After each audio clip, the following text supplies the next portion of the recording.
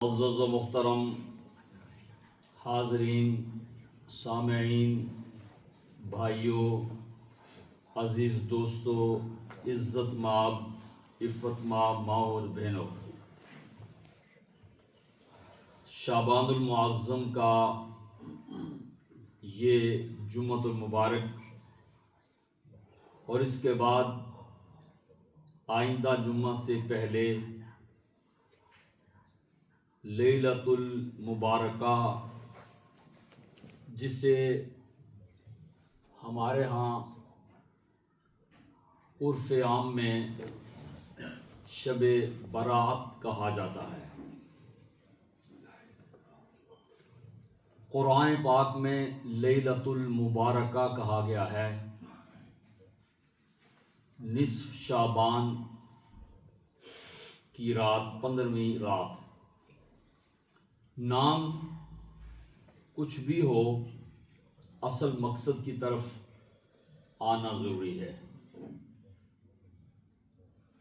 ابھی آپ احباب سوشل میڈیا پر عبور حاصل کر چکے ہیں، ہر بندے کے پاس موبائل موجود ہے اور اس پر وہ ریسرچ بھی کرتے ہیں، سنتے سناتے رہتے ہیں۔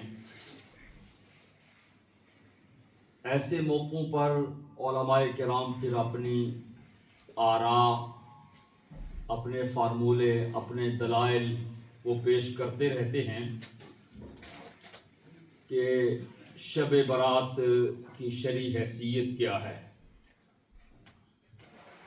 ہم نے بھی اس کو ریسرچ کیا اور دیکھا، علماء سے معلومات بھی کی، تو دونوں طرف کے علماء کرام اس رات کی برکتوں، رحمتوں کے قائل ہیں۔ وہ اس بات کو بھی تسلیم کرتے ہیں کہ رسول اللہ صلی اللہ علیہ وسلم نے رمضان المبارک کے علاوہ جس ماہ میں سب سے زیادہ روزے رکھے وہ شعبان ہے۔ سبحان اللہ۔ اس پر تو اختلاف ہی نہیں ہے۔ نصف شعبان کے بارے میں بھی علماء کرام یہ کہتے ہیں کہ اس رات میں عبادت کرنا، جاگنا، تلاوت کرنا، ذکر کرنا، توبہ استغفار کرنا، یہ بھی صحیح احادیث سے ثابت ہے۔ ترمذی شریف، ابن ماجہ، نسائی شریف، اس میں دلائل موجود ہیں جو آپ سنتے رہتے ہیں۔ میں نے اس موضوع پر چند باتیں آپ کے گوش گزار کرنی ہیں۔ اللہ تعالیٰ مجھے پہلے اور سب کو عمل کی توفیق عطا فرمائے۔ آمین۔ آنے والا مقدس بابرکت مہینہ رمضان المبارک، جس کی فضیلت بہت زیادہ ہے، احادیث میں لکھا ہے کہ جس طرح سیدنا یعقوب علیہ السلام، اللہ تعالیٰ نے آپ کو 12 بیٹوں سے سرفراز فرمایا تھا۔ سبحان اللہ۔ آپ کے 12 بیٹے تھے۔ علماء لکھتے ہیں کہ ان 12 بیٹوں میں یعقوب علیہ السلام کو جس طرح حضرت یوسف علیہ السلام سے پیار تھا، محبت تھی، بیٹے تو سارے ہیں، لیکن انہوں نے مثال آسان لفظوں میں تاکہ ہر بندہ انڈرسٹینڈ کرے، سمجھے، وہ فرماتے ہیں بیٹے تو سارے یعقوب علیہ السلام کے ہیں، لیکن یعقوب علیہ السلام کو جتنی محبت اور پیار یوسف علیہ السلام سے تھا، اتنا کسی اور سے نہیں تھا۔ اور اس کی بہت سی وجوہات ہیں، یہ موضوع یہاں نہیں ہے۔ منصب نبوت پہ وہ فائز تھے۔ اسی طرح وہ لکھتے ہیں کہ جس طرح یعقوب علیہ السلام کو 12 بیٹوں میں یوسف علیہ السلام سے زیادہ پیار تھا، اسی طرح اللہ تعالی کو 12 مہینوں میں رمضان سے اس طرح پیار ہے۔ سبحان اللہ۔ اور جس مہینے کی ہم بات کرنے جا رہے ہیں یہ مہینہ درمیان میں ہے، ایک طرف رجب جس میں معراج ہوئی اور دوسری طرف رمضان جس میں قرآن نازل ہوا، سبحان اللہ۔ اور درمیان میں آ گیا شعبان، یعنی اس کا پڑوس دیکھیں، ایک طرف رجب اور ایک طرف رمضان۔ اور اسی وجہ سے جب رجب کا مہینہ شروع ہوتا تو اللہ کے پیارے حبیب صلی اللہ علیہ وسلم دعا فرماتے، یہ رجب کا مہینہ، شعبان کا مہینہ، تو یا اللہ ہمیں اتنی توفیق عطا فرما کہ ہم رمضان تک پہنچ جائیں۔ سبحان اللہ۔ یہ دعا اللہ کے پیارے حبیب صلی اللہ علیہ وسلم ہمیشہ فرماتے۔ قرآن عظیم کے 25ویں پارے کی میں نے جو آیت پڑھی ہے اس کا ایک لفظ ہے فیہا یفرق کل امر حکیم۔ اس رات کے بارے میں علماء لکھتے ہیں کہ اس آیت کی تشریح کرتے ہوئے اس میں اللہ تعالی ہر کام کو بانٹ دیتا ہے، تقسیم کر دیتا ہے، اور اللہ کے پیارے حبیب صلی اللہ علیہ وسلم نے جو لوگ اس کی طرف دھیان نہیں دیتے وہ صرف اتنا سمجھ جائیں اور کچھ بھی نہ سمجھیں تو اتنا سمجھیں کہ حضور علیہ الصلاۃ والسلام نے فرمایا شعبان شہری، شعبان میرا مہینہ ہے، سبحان اللہ۔ اتنا ہی سمجھ جائے نا تو یہ کافی ہے۔ باقی احادیث بے شمار ہیں صحیح، کچھ لوگ ان حدیث کو ضعیف کر دیتے ہیں، لیکن معتبر حدیثیں بھی موجود ہیں جن میں رسول اللہ صلی اللہ علیہ وسلم کا عبادت کرنا، روزے رکھنا یہ ثابت ہے۔ اس پر میں چند باتیں عرض کرتا ہوں کہ یہ جو نسبت ہے، نسبت مصطفیٰ صلی اللہ علیہ وسلم، شعبان و شہری، شعبان میرا مہینہ ہے، تو اب آپ کسی کے ذہن میں آ سکتا ہے تو اس میں کیا فرق پڑتا ہے، حضور کا مہینہ ہو گیا تو کیا ہوا اس سے بہت کچھ ہوتا ہے۔ ہم اہل سنت و جماعت جو مکتبہ فکر ہے نا، یہ نسبتوں کے بہت قائل ہیں، نسبت سے بہت فرق پڑتا ہے۔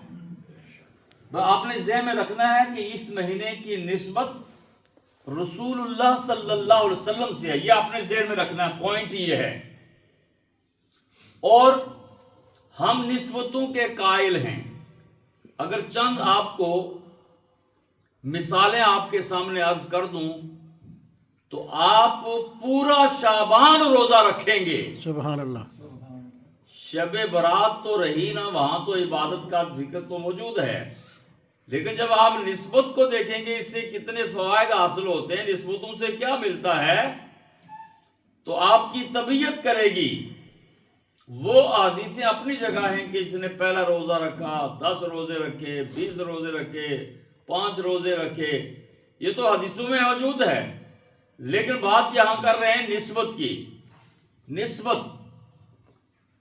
نسبت سے کیا ہوتا ہے، دیکھیں اللہ کے پیارے حبیب صلی اللہ علیہ وسلم سے نسبت اگر کسی شہر کی ہو جائے، کسی شہر کی نسبت رسول اللہ صلی اللہ علیہ وسلم کے ساتھ، تو اللہ تبارک و تعالیٰ اس شہر کو کتنی اہمیت دیتا ہے، یہ میں آپ کے سامنے، آپ نے بات سنی ہوئی ہے، کئی مرتبہ آپ سنتے رہتے ہیں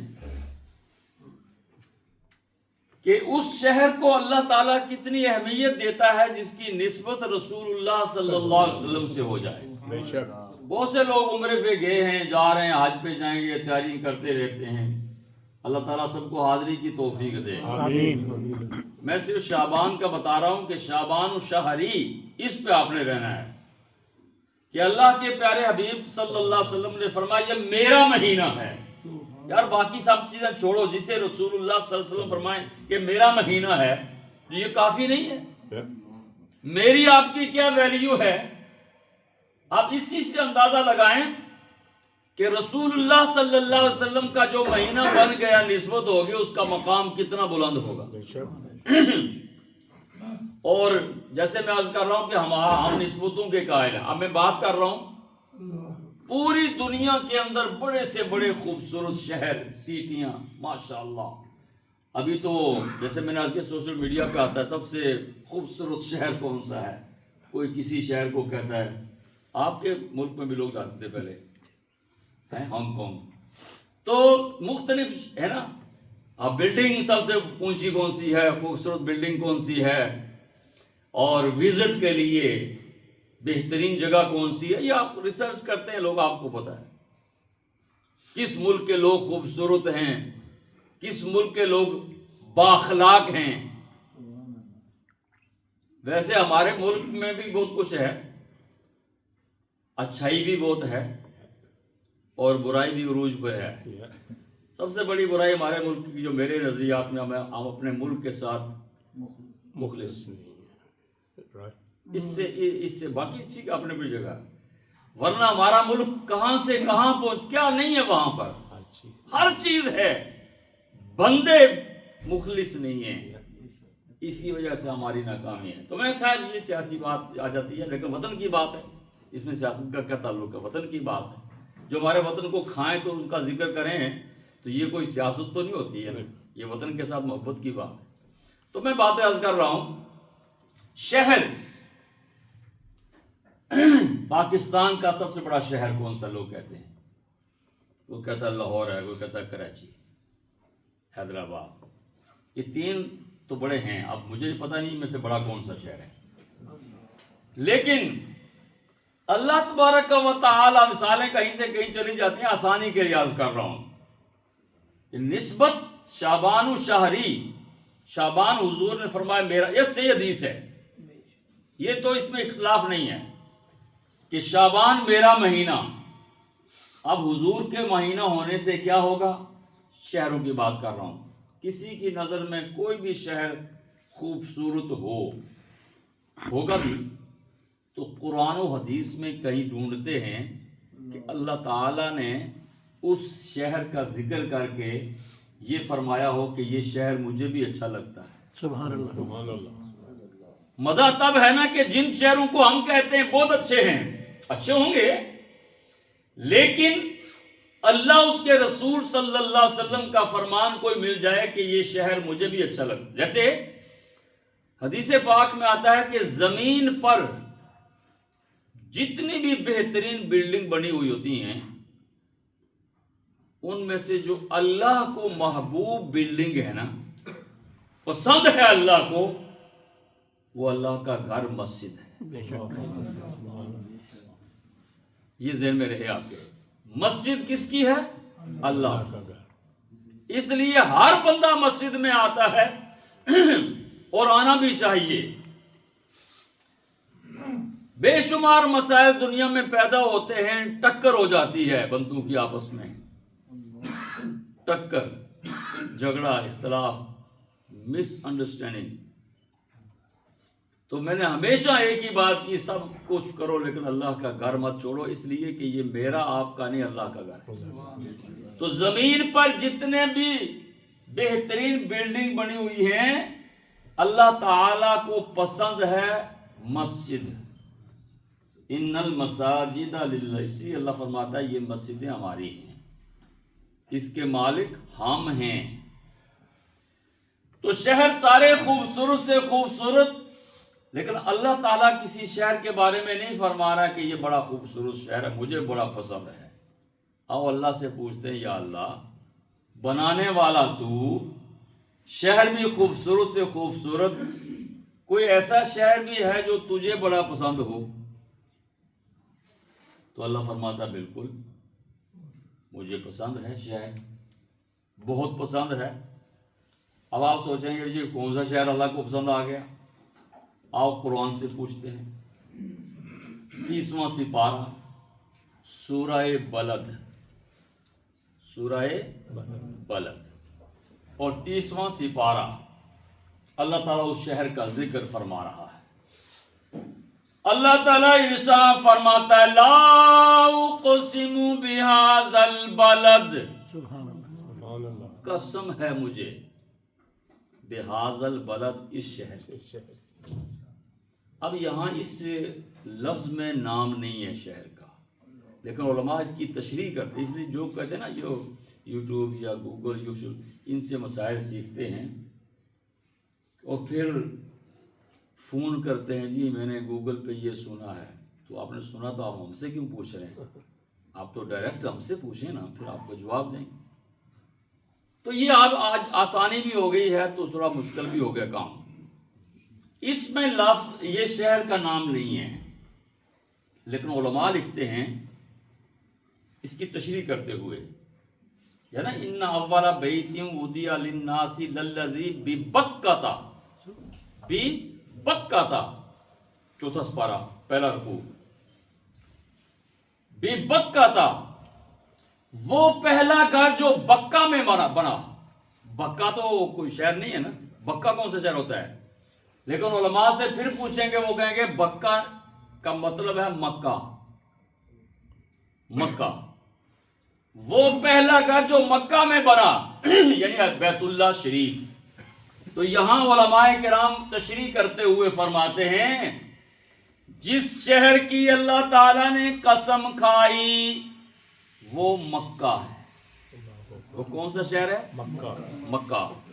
معلوم ہوا کہ مکہ شہر بہت ہی پسندیدہ ہے اللہ تبارک و تعالی کا، اسی وجہ سے اللہ نے اس کی قسم کھائی، اے میرے نبی صلی اللہ علیہ وسلم مجھے مکہ کی قسم۔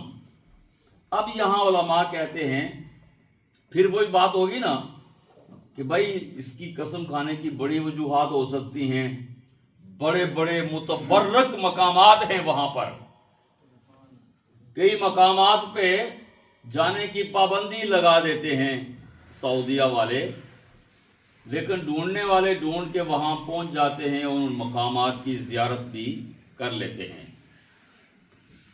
اب یہاں قسم کھائی مکہ کی، بڑی مقدس جگہ ہے جسے اللہ تعالیٰ نے شعائر اللہ کہا ہے۔ ان الصفا والمروۃ من شعائر اللہ، یہ صفا مروہ دو پہاڑیاں اللہ تعالیٰ فرماتا ہے ہماری نشانیوں میں سے نشانی، سبحان اللہ، یہ قرآن ہے۔ یہ الگ موضوع بن جائے گا جس میں قرآن ارشاد فرمائے کہ ہماری نشانیاں اللہ فرماتا ہے وہ پہاڑیاں کتنی متبرک ہوں گی۔ اور یاد رکھیں جو اللہ کی نشانیاں ہوتی ہیں نا ان کا یہ ہوتا ہے کہ ان کی تعظیم کرنی چاہیے، رسپیکٹ، عزت۔ کیوں؟ وَمَن يُعَظِّمْ شَعَائِرَ اللَّهِ فَإِنَّهَا مِن تَقْوَى الْقُلُوبِ، جو اللہ کی نشانیوں کی تعظیم کرتا ہے اللہ فرماتا ہے یہ دل کا تقوی ہے۔ سبحان اللہ۔ اور اللہ کی نشانیاں کون سی ہوتی ہیں؟ میں نے ایک عرض کی وَالْبُدْنَ جَعَلْنَاهَا لَكُم مِّن شَعَائِرِ اللَّهِ، وہ بکرا، وہ دمبا، وہ گائے، وہ بھینس، وہ بھینسا، وہ اونٹ جو قربانی کے لیے مقرر کر دیتے ہیں آپ، اب اس کی نسبت قربانی سے ہو گئی، اللہ فرماتا ہے یہ ہماری نشانی بن جاتا ہے۔ سبحان اللہ۔ بکرا ہماری نشانی بن جاتا ہے، اب اس کی تعظیم دل کا تقوی ہے۔ تو میں بات عرض کر رہا ہوں تیزی کے ساتھ ٹائم کی کمی کی وجہ سے۔ مکہ کے بارے میں اللہ فرماتا ہے مجھے قسم ہے اس شہر کی، مکہ کی۔ تو ذہن میں خیال آیا صفا مروہ ہے، اللہ کی نشانی ہے، تو اسی وجہ سے تو اللہ قسم کھائے۔ کچھ علماء کہتے ہیں نہیں جی ہو سکتا ہے وہ حتیم جہاں مانگی ہوئی ہر دعا قبول ہوتی ہے، یہ اس کی وجہ ہو سکتی ہے۔ کچھ نے کہا نہیں جی وہ ایک کونا ہے خانہ کعبہ کا، جب وہاں سے گزرتے ہیں تو کہتے ہیں دعا پڑھو، ربنا آتنا فی الدنیا حسنہ وفی الآخرۃ حسنہ وقنا عذاب النار، کیونکہ سنت ہے سرکار کی اس کونے سے جب گزر، اس کو کہتے ہیں رکن یمانی، رکن یمانی، وہ کہتے ہیں یہ متبرک جگہ ہے، اس وجہ سے اللہ نے اس شہر کی قسم کھا لی۔ کچھ کہنے نہیں یار یہ نہیں ہو سکتا ہے، یہ ہو سکتا ہے۔ وہ کیا ہو سکتا ہے جی؟ بابا آدم جنت سے آئے زمین پر، جیسے پچھلے مہینے رجب میں آپ نے سنا کہ رسول اللہ صلی اللہ علیہ وسلم معراج پر گئے، کچھ لے کر گئے کچھ لے کر آئے۔ جو لے کر گئے وہ ایک اہم بات تھی، بہت ہی اہم بات جو آج ہمارے پاس نہیں ہے، بہت کم ہے۔ کہتے سب ہیں، بات ہے عمل کی، کیا لے کر گئے؟ میں بھی چونکہ نسبت کی بات کر رہا ہوں تو یہ نسبت بھی حضور صلی اللہ علیہ وسلم سے ہے۔ جب اللہ نے فرمایا محبوب اب تو کوئی نہیں ہے، جبریل بھی پیچھے رہ گئے، تمام انبیاء کرام پیچھے رہ گئے، کوئی فرشتہ نہیں، نبی نہیں، کچھ نہیں ہے، یہاں یا تو ہے یا میں۔ یہ تو آپ نے سنا نا۔ تو اللہ نے فرمایا محبوب یہ تیری حوصلہ افزائی کے لیے، کہ کسی کی حوصلہ افزائی کرنا غموں میں اور پریشانیوں میں، دکھوں میں، مصیبتوں میں اللہ کی سنت ہے۔ یہ کبھی کبھی سوچ لیا کریں ہم بھی نا، کسی کے غم کو کم کریں نہ کہ بڑھائیں۔ بعض لوگ غم کو کم کرنے بڑھاتے ہیں، دکھا دکھا کے بڑھاتے ہیں، اور چڑ اور تجھے درد ہو تکلیف ہو۔ کون سے آپ تیر مار رہے ہیں؟ رسول اللہ صلی اللہ علیہ وسلم کے ہم امتی ہیں، بات تو یہاں ختم ہوگی نا۔ اللہ تبارک و تعالی نے فرمایا میرے محبوب میری بارگاہ میں کیا لائے ہو؟ آج کوئی نہیں ہے، آپ یا میں میرے پاس آئے ہو، ہم نے تو آپ کی حوصلہ، آپ کے غموں کو دیکھا۔ تیری بیوی محبوب فوت ہو گئی، تجھے غم ہوا، ساتھ دینے والی تھی نا، دکھ ہوا تجھے۔ تیرا چچا شیب ابی طالب میں تیرا ساتھ دینے والا وہ بھی چلا گیا، تیرے والد تیری پیدائش سے پہلے چلے گئے، تو یتیم پیدا ہوا۔ محبوب پوری زندگی غموں میں، علموں میں، پریشانیوں میں گزارا، تو میں نے چاہا کہ یہ غم دور ہوں تو میں نے تجھے اپنے پاس بلا لیا۔ کیسی بات ہے؟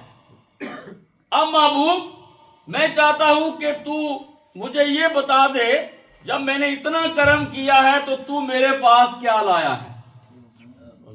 بھائی یہ آپ نے پلے باندھ لینا ہے سب نے۔ اللہ تبارک و تعالی نے جب فرمایا میرے محبوب میری بارگاہ میں کیا لائے ہو، تو اللہ کے رسول صلی اللہ علیہ وسلم نے عرض کیا التحیات للہ والصلوات والطیبات۔ اے میرے محبوب، یہاں علماء کہتے ہیں وہ سی چیزوں کا اینڈ کرتے ہیں، مختصر کرتے ہیں کہ اللہ کے رسول نے اللہ کی بارگاہ میں اپنی عاجزی پیش کی۔ کیا پیش کی؟ عاجزی۔ یہ سمجھ آنا چاہیے۔ عاجزی جو ہے نا انکساری، یہ بہت ضروری ہے۔ اگر عبادت کریں اور تکبر پیدا ہو تو ڈھیر ہو جائے گی عبادت، اور عاجزی سے کیا ہوا ایک سجدہ بھی بخشش کا ذریعہ بن سکتا ہے جی۔ اللہ تعالیٰ کو اب یہ سمجھنے والی بات یہ ہے کہ اللہ تعالیٰ نے فرمایا محبوب کیا لائے ہو؟ عاجزی لایا ہوں۔ تو اللہ فرماتا نا محبوب یہ کون سی چیز لائے ہو؟ اب اللہ تعالیٰ کو یہ اتنا پسند آیا نا تحفہ، اللہ اکبر، اتنا پسند آیا کہ اللہ خوش ہو گیا۔ معلوم ہوا اللہ کے سامنے عاجزی پیش کرو اللہ خوش ہوتا ہے۔ اور ہم اللہ ماشاءاللہ یہ ایسے نہیں، کبھی کبھی کئی لوگ سوچتے ہیں میرے اوپر اٹیک ہوا، اٹیک تیرے تو کیا کشمیر ہے تیرے اوپر اٹیک کرے گا؟ یہ لوگوں کی باتیں ہوتی ہیں، میرے اوپر اٹیک ہوا، اٹیک نہیں ہوتا ہے، اس کو اپنے کرتوت یاد آ جاتے ہیں، یہ میرے اوپر فٹ ہو رہی ہے، وہ ایک الگ بات ہے۔ تبلیغ ہوتی ہے، وہ کسی کے اوپر اٹیک نہیں ہوتا ہے۔ یہ ذہن میں رہنا چاہیے ہر بندے کو اپنے طور پر۔ تو میں کیا عرض کر رہا ہوں جی؟ عاجزی۔ اب اللہ تبارک و تعالیٰ فرماتا محبوب یہ کون سی چیز لائے ہو؟ عاجزی لے کے آئے ہو؟ نہیں، جب حضور نے عاجزی پیش کی نا تو اللہ خوش ہو گیا، اللہ خوش ہو گیا۔ معلوم ہوا عاجزی پیش کرنے سے اللہ خوش ہوتا ہے۔ تو آج سے طے کر لیں کہ عاجزی کریں گے، انکساری کریں گے، ملیں گے تو محبت سے ملیں گے اور اندر سے ملیں گے۔ اب یہ دلیل دے رہا ہوں کہ اللہ کو پسند آیا کیسے؟ جی آپ کیا کیسے کہہ سکتے ہیں اللہ کو پسند آ گیا؟ کہ اللہ نے فرمایا محبوب یہ تیری عاجزی ہم نے قبول کر لی، پسند آ گیا۔ اس کی دلیل پیش کر رہا ہوں۔ جب رسول اللہ صلی اللہ علیہ وسلم نے عرض کیا یا اللہ میں تیری بارگاہ میں عاجزی پیش کر رہا ہوں، انکساری پیش کر رہا ہوں، اللہ تبارک و تعالیٰ کو یہ تحفہ اتنا پسند آیا کہ اللہ نے فرمایا محبوب میں بھی تیرے اوپر اتنا خوش ہو گیا، جتنے بھی لوگ ہیں ان کو میں نے جتنا فیض دیا زمین کے اوپر دیا، اے محبوب تو میرے پاس موجود ہے، السلام علیکہ ایہا النبی۔ اے محبوب یہاں کوئی نہیں ہے، تو نے عاجزی پیش کی تو میں تجھے سامنے بٹھا کے تجھ پر سلام پیش کرتا۔ اللہ اکبر۔ اللہ تعالیٰ خوش ہو کر کیا کہتا؟ السلام علیکہ ایہا النبی، محبوب میرا سلام تجھ پر ہو۔ ہم نماز میں یہ پڑھتے ہیں نا، اور یہ ضروری ہے، اگر یہ نہیں پڑھیں گے تو نماز نہیں ہوگی۔ درود ابراہیمی کوئی بھول جائے تو نماز ہو جائے گی، وہ سنت ہے، یہ فرض ہے۔ درود ابراہیمی اگر بھول جائے تو وہ نماز ہو جاتی ہے، کیونکہ وہ پڑھنا سنت ہے، اور نماز میں جو چیزیں سنت ہوتی ہیں وہ رہ جائیں تو نماز ہو جاتی ہے۔ سبحانک اللہ پڑھنا سنت ہے، یہ ذہن میں مسائل ہیں نا، جو چیزیں نماز میں سنت ہیں وہ رہ جائیں کسی وجہ سے تو نماز ہو جاتی ہے، اور جو چیزیں واجبات ہیں وہ رہ جائیں سجدہ سہو کور کرتا ہے، اور جو فرائض ہیں وہ رہ جائیں شرائط تو نماز ہوتی نہیں ہے، سجدہ سہو بھی اس کو کور نہیں کر سکتا۔ گزشتہ روز کسی ساتھی نے پوچھا، نمازی ہیں ہمارے، کہ گھر میں جماعت کرا رہا تھا، اچھا ہے اپنے بچوں کو بیوی بچوں کو کرا کے جماعت کراتے ہیں لوگ، بڑا اہتمام کا اچھی بات ہے، وہ کہتے ہیں میں رکوع ہی بھول گیا، رکوع کرنا ہی بھول گیا نماز کے بعد۔ بیٹے نے کہا ابو جی رکوع ہی بھول گئے ہو، تو میں پریشان ہو گیا، اب کیا کروں، نماز ہوئی کہ نہ ہوئی؟ میں نے کہا نہیں ہوئی، دوبارہ پڑھو، اس لیے کہ رکوع کرنا فرض ہے، رکوع کرنا فرض ہے۔ جب فرض رہ گیا تو نماز نہیں ہوگی نا، تو دوبارہ نماز آپ کو پڑھنی پڑے گی۔ اب میں بات عرض کر رہا ہوں، اللہ تبارک و تعالیٰ کو یہ عاجزی اتنی پسند آئی، اللہ نے فرمایا محبوب السلام علیکہ ایہا النبی، میرے محبوب میرا سلام تجھ پر ہو۔ اور یہ جو السلام علیکہ ایہا النبی، ایو اس کا ترجمہ پتہ کیا بنتا ہے؟ ہو سکتا ہے کسی کو پتہ نہ ہو، معلومات میں اضافہ ہوگا۔ اس کا ترجمہ یہ بنتا ہے یا نبی سلام علیکہ، یا رسول سلام۔ بھائی یہ تو ذکر معراج میں ہے نا، میں آپ کو بتا رہا ہوں کہ السلام علیکہ ایہا النبی کا ترجمہ ہے یا نبی سلام علیکہ۔ تو سوچنا، تفکر کرنا، تو اللہ تعالیٰ بار بار فرما رہا ہے سوچو۔ معراج کی رات اللہ نے فرمایا السلام علیکہ ایہا النبی، وہ نماز میں ہو گیا ضروری۔ اب نماز میں ہم پڑھتے ہیں السلام علیکہ ایہا النبی، اے نبی آپ پر سلام ہو، کہتے ہیں نا، اور نماز پڑھ کے پھر ہم کہتے ہیں یا نبی سلام علیکہ، کہتے ہیں یہ جائز نہیں ہے۔ کمال ہو گئی یار، عجیب قسم کے انسان ہو۔ ابھی تو آپ نے کہا کہ یہ جائز ہے، نماز کے اندر پڑھا اسی سے نماز ہو رہی ہے، نماز کے بعد ہم نے کہا تو کہتے جائز نہیں ہے۔ یہ کیا دونوں کا ترجمہ جب میننگ سیم ہے نہیں ہوتی ہے، یا کیوں سلام پڑھنا ناجائز ہوگا؟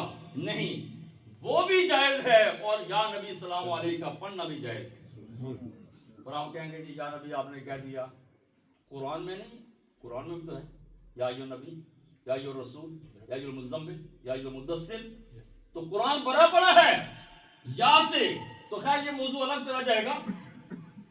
اللہ تعالیٰ نے نبی کریم صلی اللہ علیہ وسلم پر سلام بھیجا تو رسول اللہ صلی اللہ علیہ وسلم کو آپ ہم سب یاد آئے. یہ تو ہو گیا مجھ پر کرم. اے نسبتاں کتنے جاتی ہیں. میں وہاں بات آؤں میرے بھائیوں میری ماں بہنوں, میں شعبان الشہری پر گفتگو کر رہا ہوں. حضور نے فرمایا یہ میرا مہینہ ہے. اب اللہ کے رسول صلی اللہ علیہ وسلم کو آپ ہم سب یاد آئے کہ سلام تو مجھ پر ہو گیا, میری امت کتنے جائے گی. عرض کیا یا اللہ تیرا سلام مجھ اکیلے پر نہیں, السلام علینا وعلی عباد اللہ الصالحین. سبحان اللہ. یا اللہ تیرا سلام ہم سب پر, ہم سب پر اور تیرے سارے صالحین بندوں پر. علیہ السلام کہہ دیا. تو اب اگر ہم کہیں امام حسین علیہ السلام تو کہتے ہیں جائز نہیں. انہوں نے کہا تیرے سارے نیک بندے تھے سلام کہہ سکتے ہیں, امام حسین علیہ السلام نہیں کہہ سکتے. یہ کیا بات ہوئی ہے. علی علیہ السلام ہم یہ نہیں کہتے رضی اللہ تعالیٰ عنہ کے ناجائز ہے, وہ بھی ٹھیک ہے, وہ قرآن میں موجود ہے. لیکن علیہ السلام کہنے میں مسئلہ کیا ہے. مسئلہ تو کوئی نہیں ہے. کیا آپ ایک دوسرے کے اوپر سلام نہیں بھیجتے؟ قبرستان میں جا کے نہیں کہتے السلام علیکہ؟ تو اس طرح اگر کوئی کہتا ہے کمرے بنی ہاشم دونوں بازو اللہ کے رسول کی بارگاہ میں امام حسین پر قربان کرنے والے غازی عباس تجھ پر بھی سلام ہو, تو یہ بالکل جائز ہے. بات سمجھا رہی نا. تو السلام علینا وعلی عباد اللہ الصالحین. اے میرے رب تیرا سلام ہم سب پر, خوش ہو جاؤ اللہ کے رسول نے ہمیں وہاں یاد کیا. تو میں بات کیا کر رہا ہوں, جو بات دور چلی گئی نا کہ جنت کی بات ہو رہی تھی بابا آدم کی. بابا آدم علیہ السلام کو جنت سے زمین پر بھیجا, جو وہ تھا نا لا اقسم کا, اس کے بارے میں عرض کر رہا تھا. وہ زمین پر بھیجا, تحفہ یہاں سے لے جاؤ, تبرکن ایک چیز یہاں سے جنت سے لے جاؤ. وہ کیا؟ سفید رنگ کا پتھر, چٹا چمکدار. یہ پتھر وہاں سے جنت سے لائے. جب وہاں سے آیا بالکل سفید چٹا, اس کو خانہ کعبہ میں نصب کر دیا. اور آج اس کو چٹا پتھر کوئی نہیں کہتا ہے. کسی نے کہا چٹا سفید پتھر, سب کیا کہتے ہیں حجر اسود. وہ چٹا کدھر گیا؟ اب اسود ہو گیا, کالا ہو گیا. یہ کیسے ہو گیا؟ اور یہ علماء نے لکھا جی اس وجہ سے یہ پتھر وہاں سے آیا ہے تو لا اقسم بہذا البلد کہا. اس طرح بہت سی چیزیں میں گنوا سکتا ہوں, ٹائم نہیں ہے. لا اقسم بہذا البلد, شہر کی قسم. مقام ابراہیم کی ہو سکتی ہے, میزاب رحمت کی ہو سکتی ہے, مزدلفہ کی وجہ سے ہو سکتا ہے, مینا کی وجہ سے ہو سکتا ہے. لیکن اللہ نے فرمایا جبر و مت میں کلیئر کر دیتا ہوں, میں نے قسم کیوں کھائی. یہ سب چیزیں اپنی جگہ متبرک ہیں, لیکن اللہ فرماتا ہے میری قسم کھانے کی وجہ یہ ہے میرے محبوب وَأَنْتَ حِلٌّ بِهَذَا الْبَلَدِ.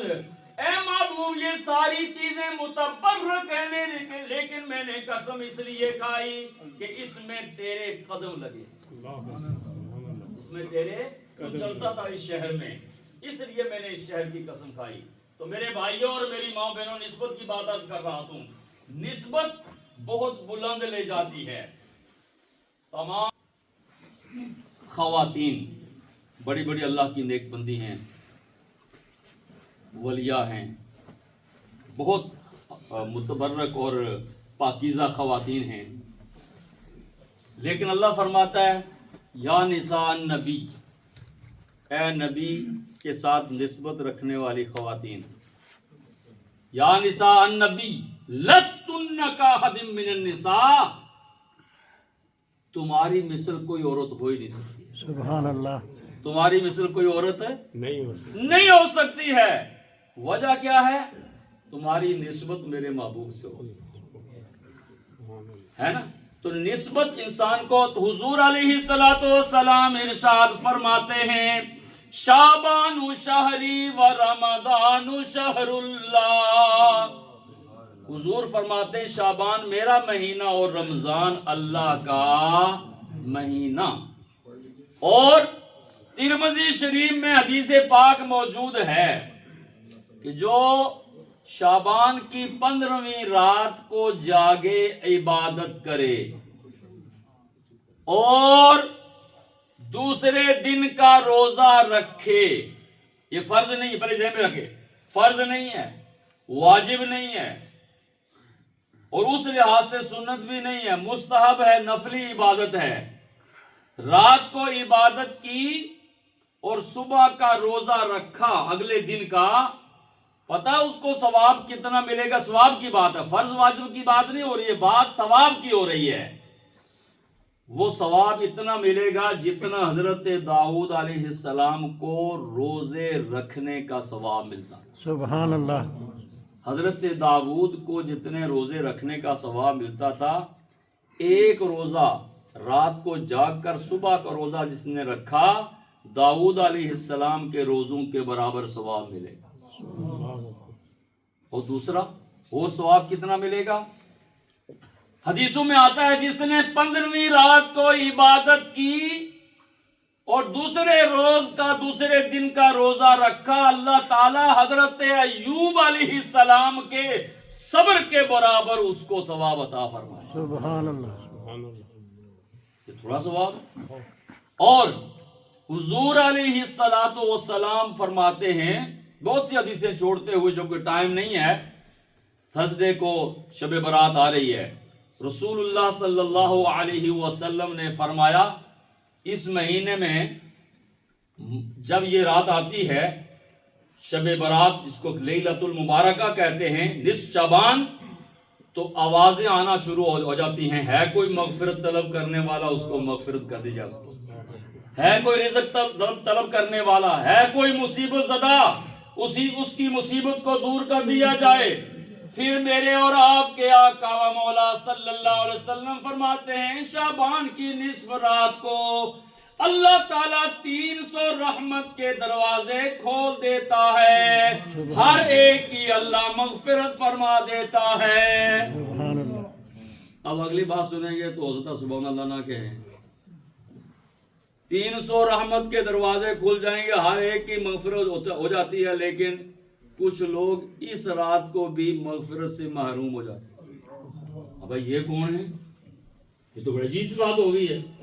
जब आवाजें आ रही हैं, 300 रहमत के दरवाजे खुल गए और हुजूर फरमाते हैं, मैं रोजा ज्यादा इसलिए रखता हूं कि इस महीने में लोगों की मौत लिखी जाती है, मैं चाहता हूं मुझ मोहम्मद मौत अजल लिखी जाए तो मैं रोजे से हूं, या मेरा सर अल्लाह की बारगाह में झुका हुआ हो।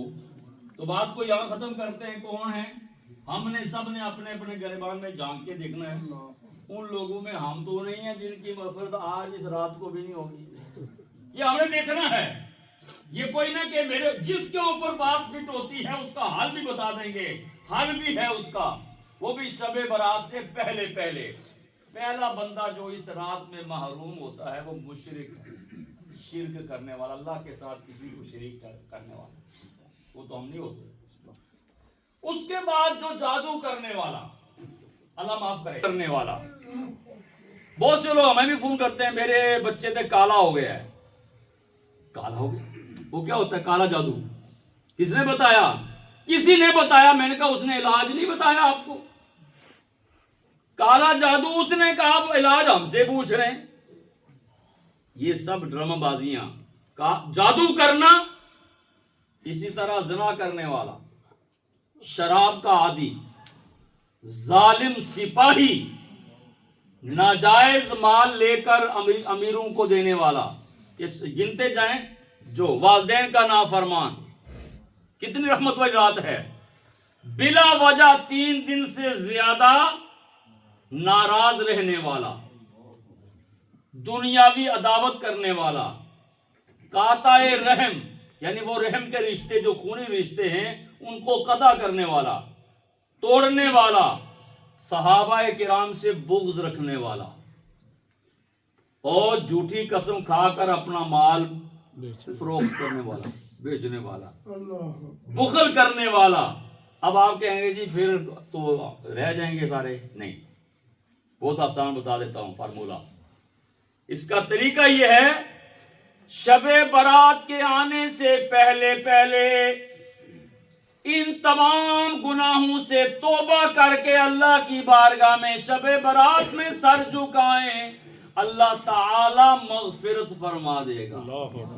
اور کتنی مغفرت فرما سکتا ہے اللہ تعالی؟ اگر زمین، جتنی یہ زمین ہے نا، ساری زمین بھی گناہوں سے اگر بھر جائے، توبہ ان تمام گناہوں کو مٹا دیتی ہے۔ اب زمین کتنی ہے؟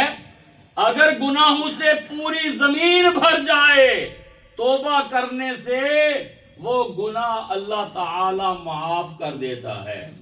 تو میرے بھائیوں اور میری ماؤں بہنوں، یہ یاد رکھیں، صحیح حدیثوں میں آتا ہے شب برات لیلۃ المبارکہ اسے کہا گیا ہے، عبادت کرنے والا اور دوسرے دن روزہ رکھنے والا اللہ تبارک و تعالی اس کی مغفرت فرماتا ہے۔